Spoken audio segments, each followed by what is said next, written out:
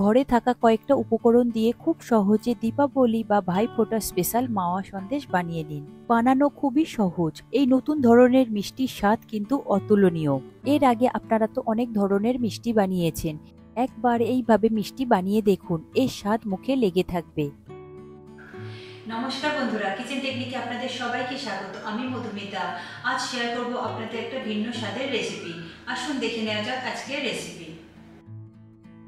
মাওয়া সন্দেশ বানানোর জন্য আমি দেখুন প্রথমে আয়রনের কড়াই নিয়েছি। আপনাদের কাছে যদি আয়রনের কড়াই থাকে তাহলে ভীষণই ভালো হয়, আর না থাকলে আপনারা নর্মাল কড়াই দিয়েই করবেন। এই কড়াইয়ের মধ্যে আগে থেকে অল্প করে একটু ঘি মাখিয়ে রেখেছিলাম। এরপরে এর মধ্যে দিয়ে দেব ফুল ফ্যাট দুধ। এখানে আমি 2.5 লিটার দুধ নিয়েছি। আপনারা এই মিষ্টিটা ফুল ফ্যাট দুধ দিয়েই করবেন। আমি এখানে রেড কাউ ব্যবহার করেছি। এখন 2.5 লিটার আমি দুধ দিয়েছি। দুধের পরিমাণটা আমি দেখিয়ে দিচ্ছি। দেখুন একটা খুন্তির এই পর্যন্ত এসেছে। তারপর আমি দেখিয়ে দেব কতটা পরিমাণে কমিয়ে নিতে হবে। এরপরে গ্যাসের ফ্লেমটাকে হাইতে করে দুধটাকে কন্টিনিউ আপনারা নাড়াচাড়া করবেন।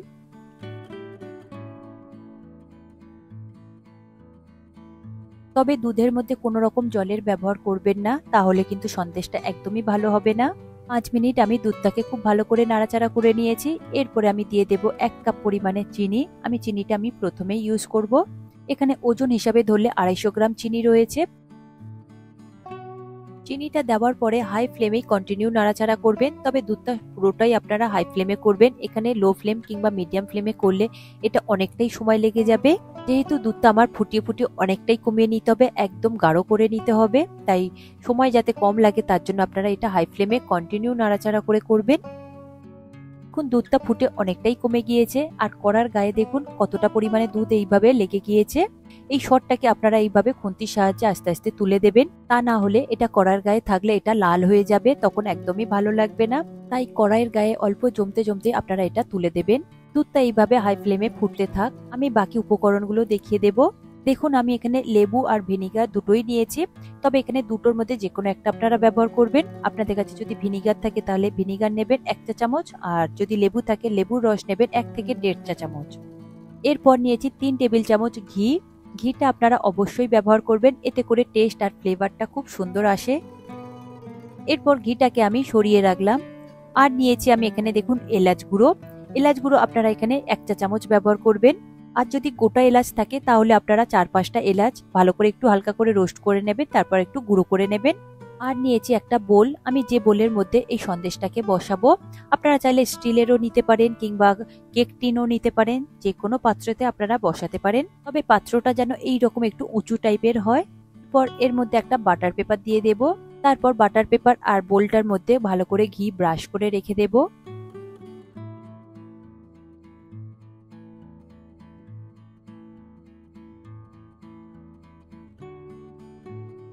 বোলের মধ্যে খুব ভালো করে ঘিটাকে আমি ব্রাশ করে নিয়েছি, যাতে খুব সহজেই সন্দেশটা বোল থেকে বেরিয়ে যায়।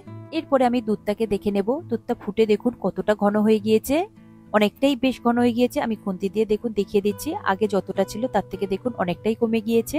তবে দুধটা আরো অনেকটা সময় লাগবে। এখানে মোটামুটি আপনার সময় লাগবে 1 থেকে 1.5 ঘন্টা মতন এটা ফুটিয়ে একদম ঘন করে নিতে। তবে কিন্তু আপনারা কন্টিনিউ নাড়াচাড়া করবেন, তা না হলে দুধটা কিন্তু কড়াইয়ের গায়ে লেগে যাবে আর পুড়ে যাবে, তখন সন্দেশটা একদমই পারফেক্ট হবে না, ভালো লাগবে না। এরপরে দেখুন আমি ওই লেবুর রস নিয়েছি। লেবুর রসটাকে আমি অল্প অল্প করে এর মধ্যে দিয়ে দেব। লেবুর রসটা দিলে এতে করে একটা সুন্দর যেমন ফ্লেভার আসে, আর সঙ্গে অল্প অল্প একটু ছানাটা কাটবে। দুধটা দেখবেন অল্প অল্প করে ফাটবে, বেশি ফাটবে না কিন্তু। বেশি ফাটলে একদম ছানা বেরিয়ে যাবে আর জলটা আলাদা হয়ে যাবে। তাতে করে সন্দেশটা একদমই ভালো হবে না, তখন আর মাওয়া সন্দেশ হবে না, তখন নর্মাল সন্দেশ হয়ে যাবে ছানাটা আলাদা হয়ে গেলে।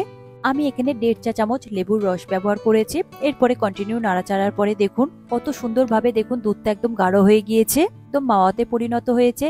আরো একটু ঘন করে নিতে হবে। এই সময় গ্যাসের ফ্লেমটাকে হাইতেই রাখবেন, রেখে কন্টিনিউ নাড়াচাড়া করবেন।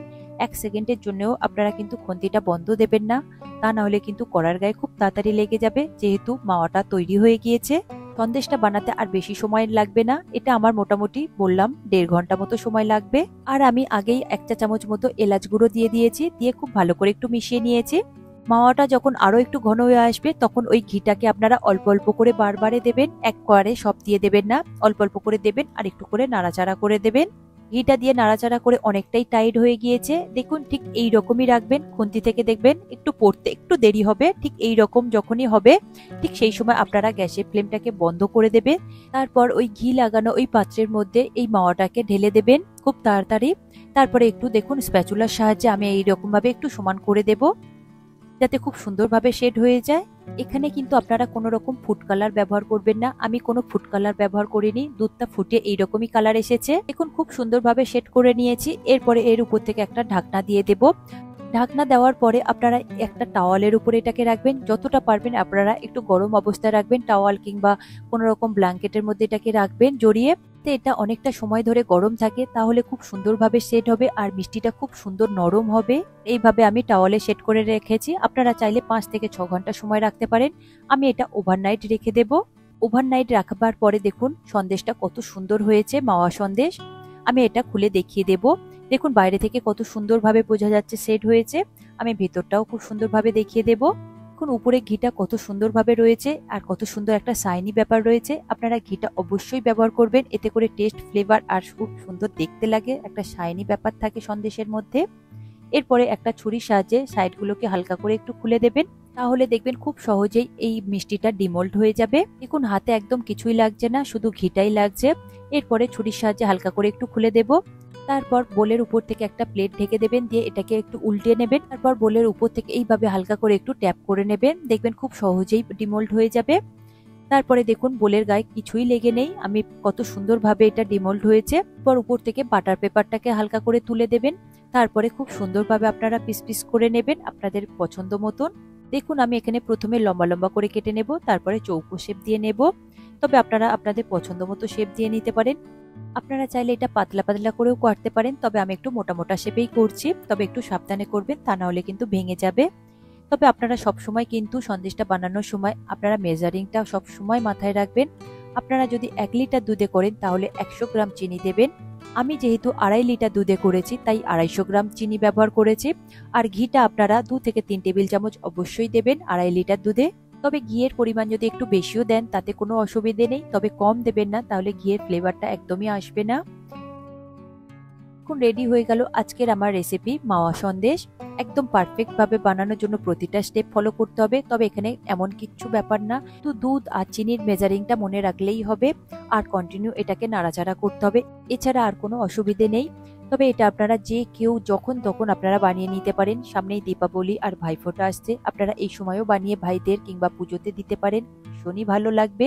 এখন আমি স্কোয়ার শেপে কেটে নিয়েছি আর উপর থেকে গার্নিশিং এর জন্য আমি পেস্তা বাদাম দিয়েছি, এতে করে দেখতে বেশ ভালো লাগবে। আপনারা চাইলে আপনাদের পছন্দ মতো গার্নিশিং করতে পারেন। দেখুন রেডি হয়ে গিয়েছে আমার মাওয়া সন্দেশ, কতটা পারফেক্ট হয়েছে আর কতটা সফট হয়েছে, মুখে দিলে একদমই মিলিয়ে যাবে। আপনারা একবার হলেও এইভাবে বানিয়ে দেখবেন, ভীষণ ভালো লাগবে আর ভীষণ পছন্দ করবে বাড়ির প্রত্যেকেই। আশা করি আজকের এই রেসিপি আপনাদের ভালো লাগলো। ভালো লাগলে এইভাবে একবার বানিয়ে দেখবেন, আমার মনে হয় আপনাদের সকলেরই ভীষণ ভালো লাগবে। ভালো লাগলে কমেন্ট করে অবশ্যই জানাবেন আর লাইক শেয়ার করবার অনুরোধ রইল। সাথে এই চ্যানেলটি যদি সাবস্ক্রাইব করা না থাকে তাহলে সাবস্ক্রাইব করে নেবেন আর পাশে থাকা বেল আইকনটা প্রেস করে নেবেন। আমি যখন এই ভিডিও আপলোড করব তখন আপনার কাছে নোটিফিকেশন চলে যাবে। আজ তবে এই পর্যন্ত, আবারও দেখা হবে অন্য কোনো রেসিপির সাথে। সবাই ভালো থাকবেন, সুস্থ থাকবেন আর ভিডিওটি পুরো দেখার জন্য অসংখ্য ধন্যবাদ।